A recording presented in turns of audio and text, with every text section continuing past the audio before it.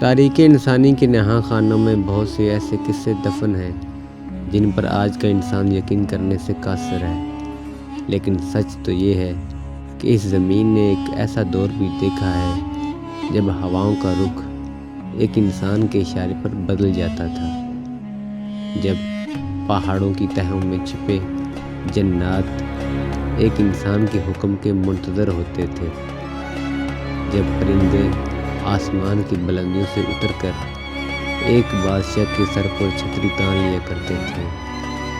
آج ہم ذکر کریں گے اس عظیم المرتب نبی اور بے مثال بادشاہ کا، جسے کائنات سلیمان ابن داؤد علیہ السلام کے نام سے جانتی ہے۔ یہ صرف ایک کہانی نہیں بلکہ اللہ کی اس قدرت کا ظہور ہے جس نے ایک انسان کو کائنات کی ہر مخلوق کا حاکم بنا دیا۔ اب اپنے دل کی دھڑکنوں کو تھام لیجیے، کیونکہ ہم آپ کو ہزاروں سال پیچھے اس دور میں لے جانے والے ہیں جہاں موج کی سانس لیتے تھے۔ حضرت سلیمان علیہ السلام کی داستان شروع ہوتی ہے حضرت داؤد علیہ السلام کی طرح۔ حضرت داؤد خود اللہ کے ایک عظیم نبی اور بادشاہ تھے۔ اللہ نے انہیں لوہا موم کرنے کی طاقت دی تھی، اور ان کی آواز میں وہ جادو تھا کہ جب وہ اللہ کی تسبیح پڑھتے تو پرندے اور پہاڑ بھی ان کے ساتھ گنگنانے لگتے۔ سلیمان علیہ السلام اپنے والد کے نقش قدم پر چلے۔ ابھی آپ کی عمر چھوٹی تھی، مگر دانائی کا یہ عالم تھا کہ بڑے بڑے پیچیدہ فیصلے منٹوں میں حل کر دیتے۔ قرآن پاک میں ایک واقعہ درج ہے جب ایک کھیت کے مالک اور بکریوں کے مالک کا جھگڑا حضرت داؤد کے پاس آیا۔ داؤد علیہ السلام نے ایک فیصلہ دیا، لیکن نوجوان سلیمان نے ایک ایسا عدل پر مبنی حل پیش کیا جس نے سب کو حیران کر دیا۔ اللہ تعالیٰ فرماتا ہے فَہَمْنَاهَا سُلَيْمَانَ، یعنی ہم نے سلیمان کو وہ بات سمجھا دی۔ یہ بچپن کی ذہانت اس بات کا اشارہ تھی کہ اللہ تعالیٰ سلیمان کو کس بہت بڑے مقصد کے لیے تیار کر رہا ہے، وہ مقصد جو رہتی دنیا تک کے لیے ایک نشانی بننے والا تھا۔ پھر وہ وقت آیا جب حضرت داؤد علیہ السلام کا وصال ہوا اور سلطنت کی ذمہ داری حضرت سلیمان علیہ السلام کے کندھوں پر آئی، لیکن سلیمان صرف ایک دنیاوی بادشاہ بن کر نہیں رہنا چاہتے تھے۔ آپ کے دل میں ایک ایسی تڑپ تھی کہ آپ نے اللہ کے حضور وہ دعا مانگی جو کائنات کی تاریخ میں آج تک کسی نے نہیں مانگی۔ آپ نے ہاتھ اٹھائے اور گڑ گڑا کر عرض کی، اے میرے پروردگار، مجھے بخش دے اور مجھے ایسی بادشاہ عطا فرما کہ میرے بعد کسی کے لیے بھی سزاوار نہ ہو۔ بے شک تو ہی سب سے بڑا عطا کرنے والا ہے۔ یہ دعا صرف اقتدار کی حوث نہیں تھی، بلکہ اللہ کی رحمت کا ایک ایسا مطالبہ تھا جس کے ذریعے سلیمان یہ ثابت کرنا چاہتے تھے کہ اگر اللہ چاہے تو ایک انسان کو کائنات کے ذرے ذرے پر حاکم بنا سکتا ہے۔ اللہ نے اپنے پیارے نبی کی دعا قبول فرمائی، آسمان کے دروازے کھل گئے اور غیب سے وہ طاقتیں سلیمان کی خدمت میں بھیج دی گئیں جن کا تصور بھی اس وقت کا انسان نہیں کر سکتا تھا۔ سب سے پہلے اللہ نے سلیمان علیہ السلام کو پرندوں کی زبان سکھائی۔ اب آپ کے لیے چرندوں پرندوں کی بولیاں کوئی مہمانی تھی۔ آپ چیونٹیوں کی سرگوشی سے لے کر عقاب کی پکار تک سب سمجھتے تھے۔ صرف یہی نہیں، اللہ نے ہوا کو آپ کے تابع کر دیا۔ قرآن پاک میں ذکر ہے کہ ہوا سلیمان کے حکم پر چلتی تھی۔ عدوہا شہر ورواہا شہر، یعنی اس ہوا کا صبح کا سفر ایک مہینے کی مسافت کے برابر تھا اور شام کا سفر بھی ایک مہینے کی برابر۔ آپ لکڑی کے قدیم تخت پر بیٹھتے اور ہوا اسے اٹھا کر بادلوں کے اوپر لے جاتی۔ تصور کیجیے اس منظر کا جب ہزاروں سپاہی انسان اور جنات ایک تخت پر سوار ہوں اور وہ تخت بادلوں کو چیرتا ہوا زمین کے ایک کونے سے دوسرے کونے تک پہنچ رہا ہے۔ یہ سلیمان علیہ السلام کا وہ روح تھا جس نے بڑے بڑے جابر بادشاہوں کے دلوں میں ہیبت بٹھا دی تھی۔ ہواؤں پر حکمرانی اور پرندوں سے گفتگو تو صرف آغاز تھا۔ اللہ نے سلیمان علیہ السلام کو وہ قوت عطا فرمائی جس کے سامنے کائنات کی سب سے سرکش مخلوق یعنی جنات نے بھی گھٹنے ٹیک دی۔ قرآن پاک گواہی دیتا ہے کہ اللہ نے شیاطین اور جنات کی ایک بڑے لشکر کو سلیمان کے تابع کر دیا تھا۔ تصور کیجیے یروشلم کی ان گلیوں کا جہاں انسانوں کے ساتھ ساتھ قدحور جنات زنجیروں میں جکڑے ہوئے وہ کام کر رہے تھے جو ہزاروں انسان مل کر بھی نہیں کر سکتے تھے۔ یہ جنات سلیمان کی ہیبت سے تھر تھر کانپتے تھے۔ اللہ فرماتا ہے کہ ہم نے ان کے لیے تانبے کا چشمہ بہا دیا تھا۔ تانبا جو ایک سخت دھات ہے سلیمان کے لیے پانی کی طرح بہتا تھا اور جنات اس سے وہ عظیم الشان اشیاء تیار کرتے تھے جن کا ذکر قرآن نے ماریب اور تماثیل کے نام سے کیا ہے۔ سلیمان علیہ السلام کی زندگی کا سب سے بڑا مشن اللہ کے گھر یعنی بیت المقدس کی تعمیر نو تھی جسے ہم ہیکل سلیمانی کے نام سے جانتے ہیں۔ یہ کوئی عام عمارت نہیں تھی۔ اس کی تعمیر کے لیے سلیمان نے جنات کی ڈیوٹیاں لگائی۔ مفسرین لکھتے ہیں کہ جنات سمندروں کی گہرائیوں میں غوطہ لگاتے اور وہاں سے نایاب موتی، مرجان اور قیمتی پتھر نکال کر لاتے۔ بڑے بڑے جنات پہاڑوں سے ایسے وزنی پتھر تراش کر لاتے جنہیں اٹھانا آج کی جدید ترین مشینوں کے لیے بھی مشکل ہے۔ ان جنات میں گواس بھی تھے اور بنا بھی۔ سلیمان ایک اونچی جگہ پر بیٹھ کر ان تمام کاموں کی نگرانی فرماتے۔ اگر کوئی جن سستی کرتا یا حکم عدولی کی کوشش کرتا تو اسے اللہ کے حکم سے سخت سزا دی جاتی۔ اس خلیج کے دوران یروشلم کا منظر ایسا تھا جیسے زمین پر کوئی آسمانی شہر بس رہا ہو جہاں انسان اور مخلوق الفطرت مخلوقات ایک ساتھ کام کر رہی تھی۔ تعمیرات کے ساتھ ساتھ سلیمان کی سخاوت کا یہ عالم تھا کہ روزانہ ہزاروں انسانوں اور جنات کے لیے کھانے کا انتظام ہوتا۔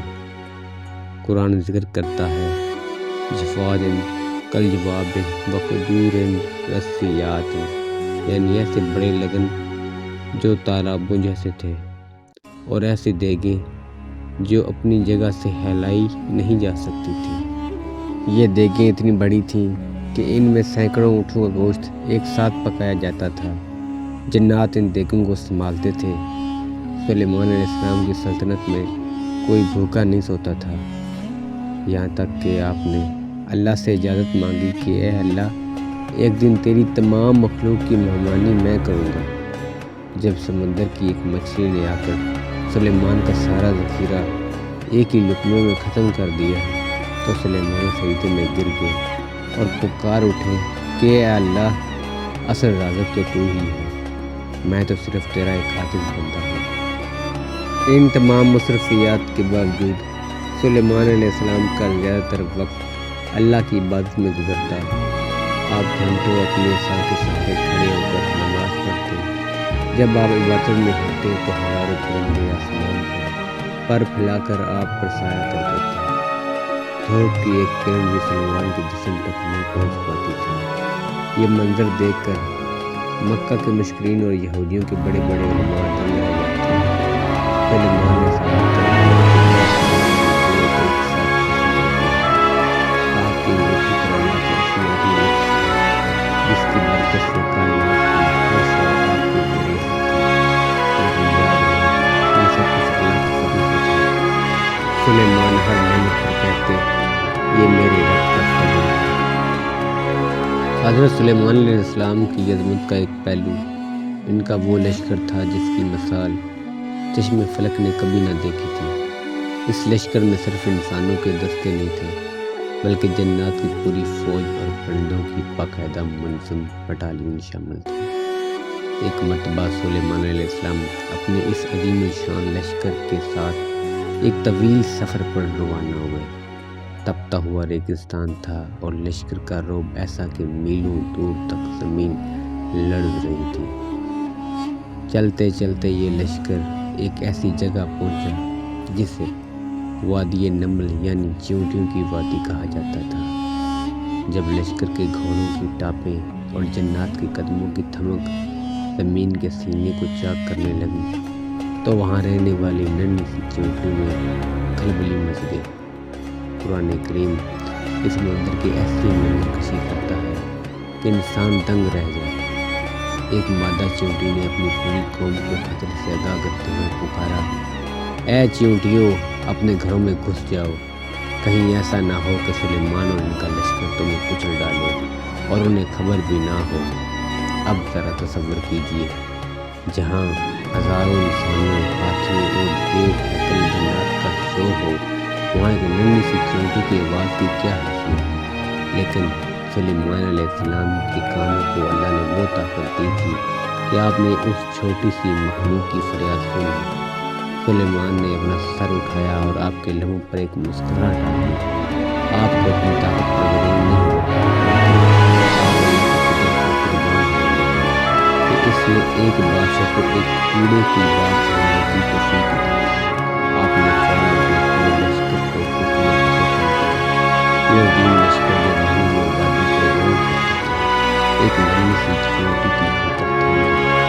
سلیمان نے تب تک انتظار کیا جب تک وہ تمام چیونٹیاں اپنے گلے میں محفوظ نہیں ہو گئی۔ یہ تھا وہ عدل سلیمانی جس میں کائنات کی چھوٹی سی چھوٹی جان کی بھی قدر کی جاتی تھی۔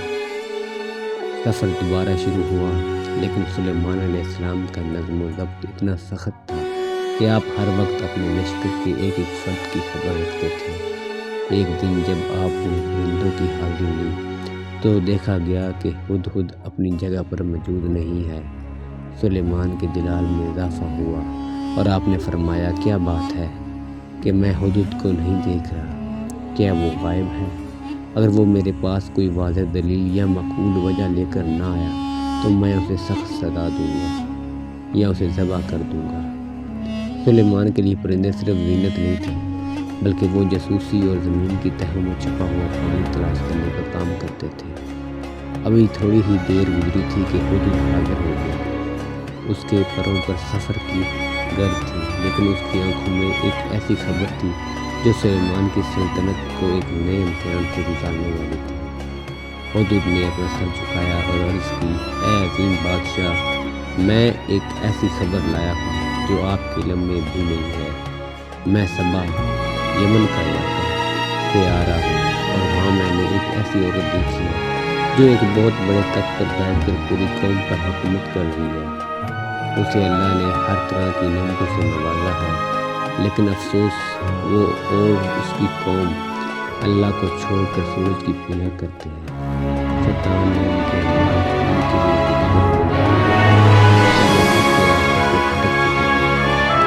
یہ سن کر سلیمان علیہ السلام شرمندہ ہو گئے۔ ایک طرف ان کی توحید پر مبنی بادشاہ تھی اور دوسری طرف ایک ایسی قوم جو کھلے عام شرک میں مبتلا تھی۔ آپ نے ہدہد سے فرمایا، ہم ابھی دیکھ لیتے ہیں کہ تو سچ کہہ رہا ہے تیرا شمار جھوٹوں میں ہوتا ہے۔ آپ نے ایک خط لکھا اور اسے ہدہد کے حوالے کیا کہ جاؤ اور اسے ان کے دربار میں پھینک دو۔ یہاں سے اس عظیم واقعے کا آغاز ہوتا ہے جس نے یمن کی ملکہ بلقیس کو سلیمان کے دربار تک پہنچا دیا۔ ملک سبا کی ملکہ بلقیس اپنے عظیم الشان تخت پر جلوہ افروز تھی کہ اچانک ایک پرندے نے اس کی گود میں ایک مہر بند خط لا کر گرایا۔ جب اس نے خط کھولا تو اس پر لکھا تھا، یہ سلیمان کی طرف سے ہے اور اللہ کے نام سے شروع ہے جو بڑا مہربان اور نہایت رحم والا ہے۔ خط کا پیغام مختصر مگر دو ٹوک تھا۔ مجھ پر سرکشی نہ کرو اور متی ہو کر میرے پاس چلے آؤ۔ بلقیس ایک مدبر اور دور اندیش خاتون تھی۔ اس نے اپنے وزراء سے کہا، اے سردارو، میرے پاس ایک مغز خط آیا ہے، تم اس معاملے میں مجھے مشورہ دو۔ درباریوں نے اپنی طاقت کا رعب دکھایا، مگر بلقیس نے کہا، جب بادشاہ کسی بسس میں داخل ہوتے ہیں تو اسے اجاڑ دیتے ہیں۔ میں پہلے کچھ طائف بھیج کر انہیں آزماتی ہوں، لیکن جب ملکہ کی کاسب قیمتی سونا اور جواہرات لے کر سلیمان کے دربار میں پہنچے تو آپ نے فرمایا کہ تم مال سے میری مدد کرنا چاہتے ہو۔ جو کچھ اللہ نے مجھے دیا ہے وہ اس سے کہیں بہتر ہے۔ جو تمہیں دیا گیا ہے اپنے یہ طائف واپس لے جاؤ، ہم ایسے لشکر لائیں گے جن کا تم مقابلہ نہ کر سکو گے۔ جب ملکہ بلقیس کو یقین ہو گیا کہ سلیمان کو کیونکہ اللہ کے پر حق نہیں ہے، تو اس نے جلدی سے یروشلم کے سفر کا ارادہ کیا۔ سلیمان علیہ السلام نے اپنے دربار میں موجود جنات اور انسان کو ایک انوکھا سوال کیا، اے سردارو، تم میں سے کون ہے جو اس کا تخت میرے پاس ہے، اس سے پہلے کہ وہ لوگ متی ہو کر میرے پاس پہنچے؟ ایک قوی ہیکل جن نے عرض کی، میں اسے آپ کے اس مقام سے اٹھنے سے پہلے حاضر کر دوں گا۔ لیکن اسی دربار میں ایک ایسا شخص بھی موجود تھا جس کے پاس کتاب کا علم تھا۔ اس نے کہا، میں آپ کی آنکھ چھپکنے سے پہلے اسے آپ کے سامنے حاضر کر سکتا ہوں۔ اور دیکھتے ہی دیکھتے وہ عظیم الشان تخت ہزاروں میل کا فاصلہ طے کر کے سلیمان کے قدموں میں موجود تھا۔ سبحان اللہ، یہ اللہ کے نیک بندوں کو عطا کیا گیا وہ علم تھا جس نے مادے اور فاصلے کی دیواریں گرا دی۔